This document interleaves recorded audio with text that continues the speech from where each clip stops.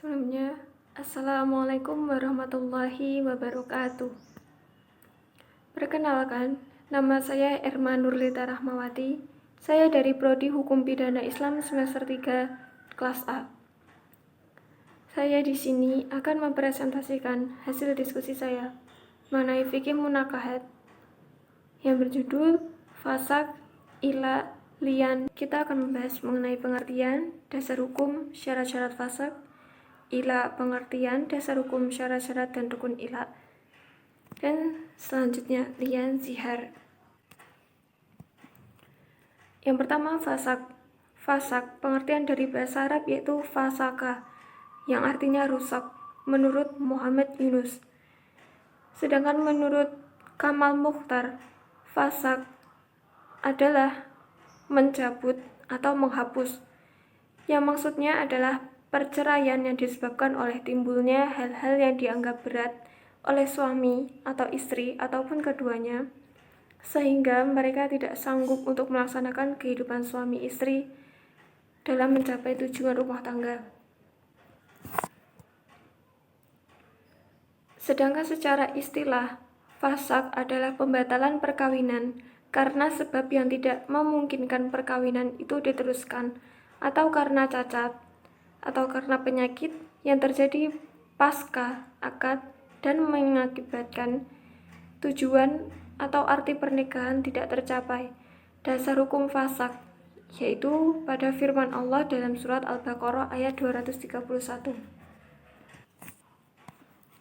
Yang selanjutnya, menurut Sa'id bin Al-Musayyib, bila mana seorang laki-laki menikahi seorang perempuan dan laki-laki itu mengalami gangguan jiwa atau mengidap penyakit berbahaya, maka si perempuan diberi pilihan khiyar.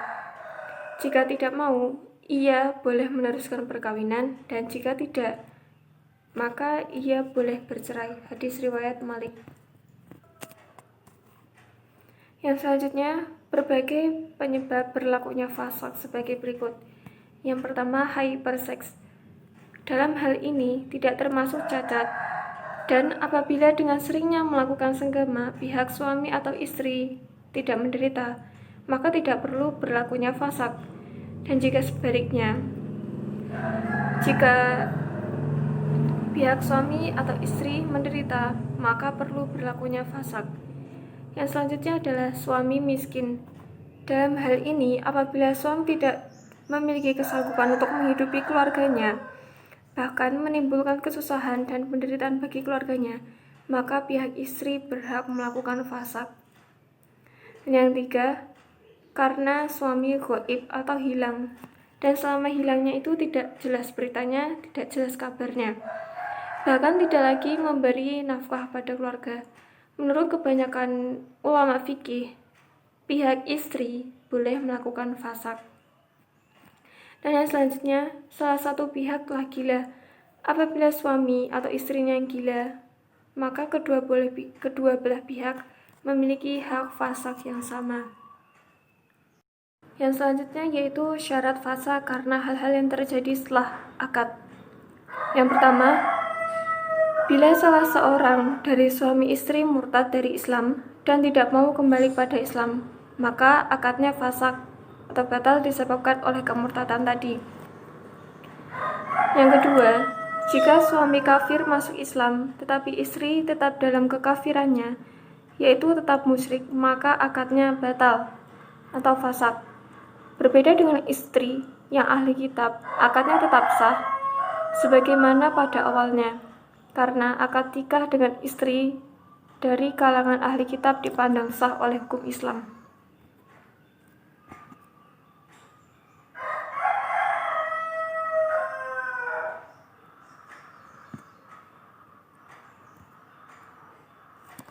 Yang selanjutnya, ila.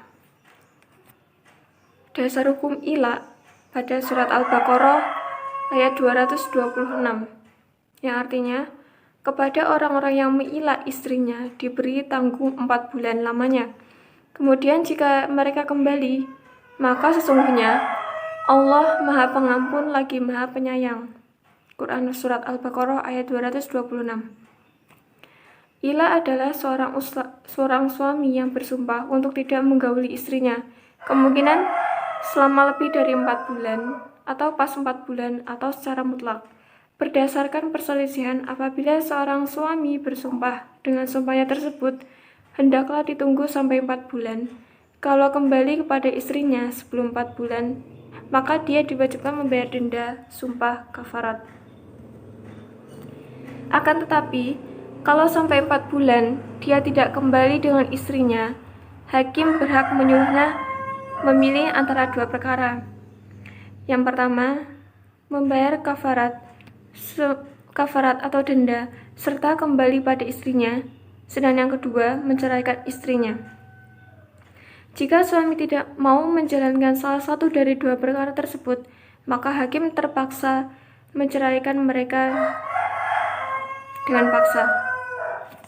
Menurut Sulaiman Rashid, ila itu semacam sumpah dengan menggunakan nama Allah. Seandainya dia melakukan apa yang disumpahkan, itu dia menanggung risiko yang berat dalam bentuk tuntunan Allah membayar kafarah. Seperti dalam surat Al-Maidah ayat 89, seperti berikut. Yang selanjutnya, syarat-syarat dan rukun ila. Yang pertama, al-halif atau orang yang bersumpah. Syaratnya adalah setiap suami yang sah, hukum talaknya yang berakal dan baligh. Yang kedua, al-mahluf alaih atau objek sumpah, yaitu ijma, seperti perkataan, demi Allah, saya tidak akan menjimakmu dan tidak akan menyentuhmu, dan seterusnya. Yang ketiga, al-mahluf bih, atau yang dijadikan sumpah, yaitu nama Allah dan sifat-sifatnya yang mulia. Yang selanjutnya, muddah atau tenggang waktu, yaitu masa bersumpah menurut jumhur ulama lebih dari 4 bulan, sedangkan menurut harfiah 4 bulan atau lebih. Yang selanjutnya, li'an. Menurut bahasa, li'an berasal dari kata la'ana, yang berarti laknat atau saling melaknat. Definisi lain adalah sumpah suami yang menuduh istrinya berbuat zina, sedangkan dia tidak mampu mendatangkan 4 orang saksi. Sedangkan menurut istilah syara', li'an berarti sumpah seorang suami di muka hakim bahwa ia berkata benar tentang sesuatu yang dituduhkan kepada istrinya perihal perbuatan zina. Berikut ini adalah ayat yang mengenai li'an tersebut, yang artinya, dan orang-orang yang menuduh istrinya berzina, namun mereka tidak memiliki saksi-saksi selain diri mereka sendiri, maka persaksian orang itu adalah bersumpah 4 kali dengan nama Allah bahwa sesungguhnya ia benar dalam tuduhannya. Dan sumpah yang kelima, yaitu laknat Allah niscaya jika ia termasuk orang-orang yang berdusta. Sumpah li'an yang sebelah kiri adalah sumpah suami jika ia melihat istrinya atau menuduh istrinya berbuat zina, yang bunyinya, aku bersaksi demi Allah, sungguh aku benar-benar orang yang jujur dengan tuduhanku, bahwa istriku Fulana adalah nama istrinya, telah berzina, dan anak-anak ini adalah anak zina dan bukan anakku. Kalimat tersebut diulangi sebanyak 4 kali.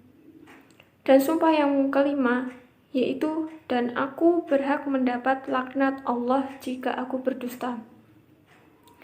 Dan sedangkan di sebelah kanan adalah reaksi istri apabila istri tersebut membantah sumpah dari suami, atau tuduhan suami terhadap istrinya itu salah. Berikut ini adalah reaksi istri.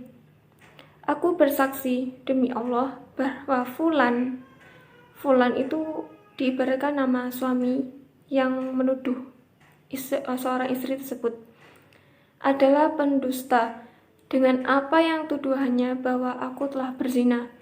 Kalimat itu sama, yaitu dibunyikan sebanyak 4 kali. Dan sumpah yang kelima, yaitu dan aku berhak mendapat murka Allah jika dia adalah orang yang jujur dengan tuduhannya.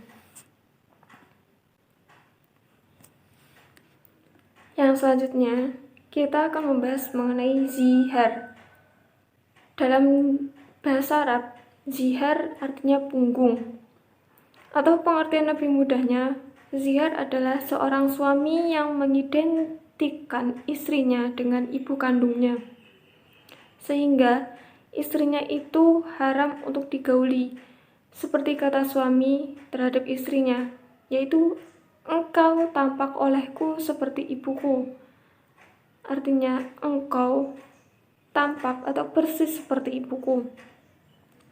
Apabila seorang suami mengatakan demikian dan tidak diteruskan terhadap talak kepada talak, maka ia wajib membayar kafarat atau denda dan haram hukumnya bercampur dengan istrinya sebelum membayar denda tersebut. Seperti dalam Al-Mujadilah ayat 2, yang artinya, orang-orang yang menzihar istrinya di antara kamu atau menganggap istrinya sebagai ibunya, padahal tiadalah istri mereka itu ibu mereka.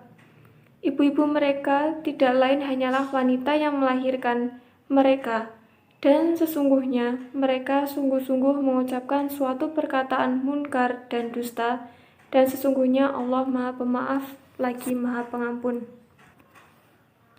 Yang selanjutnya, denda yang wajib dilaksanakan bagi suami yang melakukan zihar adalah yang pertama, memerdekakan hamba sahaya.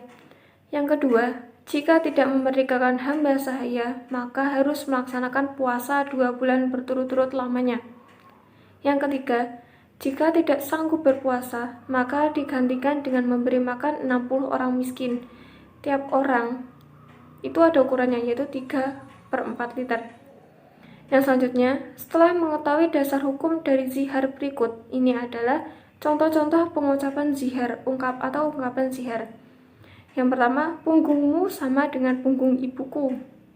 Yang kedua, bagiku engkau seperti belakang ibuku, atau padaku engkau seperti belakang ibuku. Dan yang ketiga, bagiku engkau seperti ibu dan adik, itu yang mempunyai adik perempuan, atau padaku engkau seperti ibu dan adik perempuanku. Pembahasan terakhir yaitu rukun dan syarat zihar. Seperti yang dirincikan oleh Amir dalam bukunya Hukum Perkawinan Islam di Indonesia, yakni yang pertama, suami yang mengucapkan zihar yaitu muzahir. Adapun syaratnya, suami yang telah baligh, berakal dan berbuat kehendak dengan kesadarannya sendiri. Yang kedua, perempuan yang kepadanya diucapkan zihar oleh suaminya atau muzahar minhu. Muzahar minhu atau perempuan yang terkena zihar adalah istrinya. Syaratnya yaitu istri yang terkait dalam tali perkawinan dengan laki-laki yang menziharnya. Dan yang terakhir, perempuan yang disamakan dengan istri atau muzharhar atau musyabbah bih. Syarat utama bagi perempuan yang disamakan dengan istri itu adalah ibu dari suami, karena alasan haramnya zihar itu adalah mengharamkan istrinya untuk digauli, sebagaimana haramnya menggauli perempuan yang secara hukum haram dikawininya. Demikian penjelasan dari saya mengenai fasakh, ilah, li'an, dan zihar. Kurang dan lebihnya, saya mohon maaf atas segala kekurangan saya. Nun wal qalami wa ma yasturun. Assalamualaikum warahmatullahi wabarakatuh. Terima kasih.